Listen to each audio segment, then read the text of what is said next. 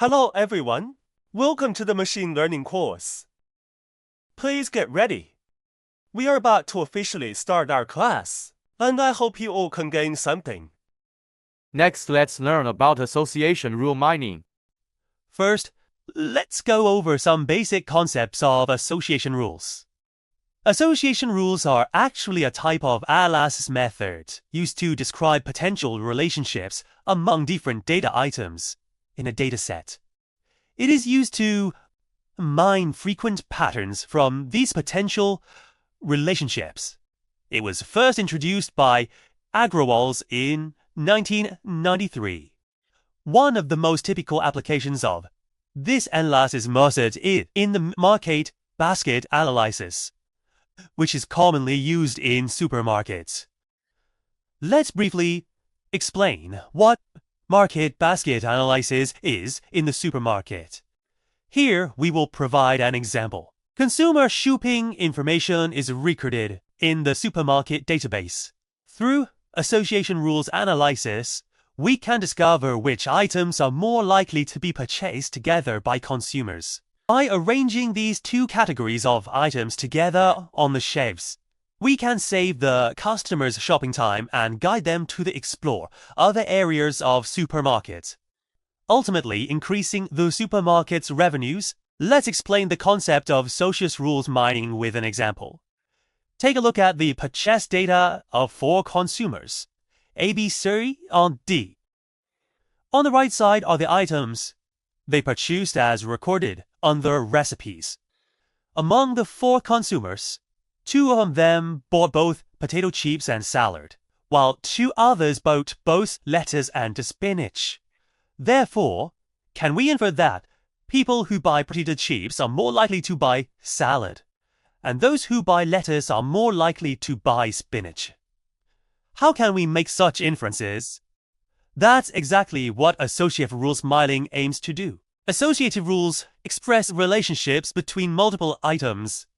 For example, if we want to express that consumers who buy both cereals and milk are also likely to buy fruits, we can use these notations cereal, milk, fruits to represent this relationship.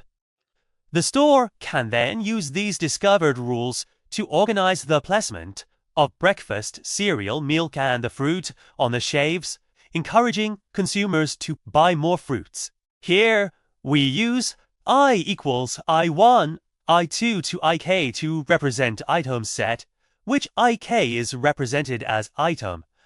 The K is the number of the item set, and the set which has K item is called key items set. The number of times a transaction containing an item set appears in the transaction databases. It's called the frequency of the item set. Let's use an example to explain the concept of frequency item set in a more virtual way. Here, we have 3 transactions. T1 is beer milk powder, T2 is beer diaper milk powder bread, and T3 is beer diaper milk powder. In each transaction, we can observe the item set at beer milk powder. So, the frequencies of occurrence for the item set beer milk powder is 3. Let's do a quick exercise. In which transactions does the item set potato chips and the salad appear? And what is the frequencies of this item set? Here we look. The item set potato chips and salad appears in the following transaction 1, transaction 2, and transaction 3. So, the item set potato chips and salad appears in 3 transactions, and its frequencies is 3. Let's do another exercise. Match the concept on the left with the corresponding terms on the right. To see if you understand these concepts, make a moment to pause and complete the exercise, and then check your answers again as the previous PowerPoint slide to see if you got them right. Let's move on to discuss the potential relationship of association rules. Specifically, the relationship between data items. To illustrate this, we use the notation x arrow y. In this case, both x and y are subset of larger set we called I. It's important to know that x and y are not the same and both are not equal to an antecedent. Here, x is considered the premise and y is the result. So, what does this associative rule signify? It's shown us that when items in the set X are present, the items in the set Y are likely to follow. Moving on to the slide 5, we dive into the concept of support for association rules. Simply put, the support of an association rules is measure of how frequently item X and Y appear together in the transaction set, is calculated by taking the ratio of transactions that includes both items X and Y to the total number of transactions within the set. This gives us a sense of probabilities that items both set X and Y will appear together in the transaction set. In mathematical terms, we note it as support X arrow Y equals support X and Y equals the probabilities of X times Y. In other words, the probabilities of both X and Y occurring in the same transaction. Let us continue with hack exercise to reinforce your understanding of support. Take a moment to pause the video and do the exercise. Alright, here's the answers. The support for orange juice, Coke is 0.4. Did you get it right? Okay, moving on to discuss the concept of confidence in association rules. So, what is confidence? It's the ratios of numbers of transactions in the set that contains both X and Y to the number of transactions that contains just X. We denote this as confidence X arrows Y. What these confidence levels give us in the sense of the conditional probabilities that Y will occur given that X is present in the transaction.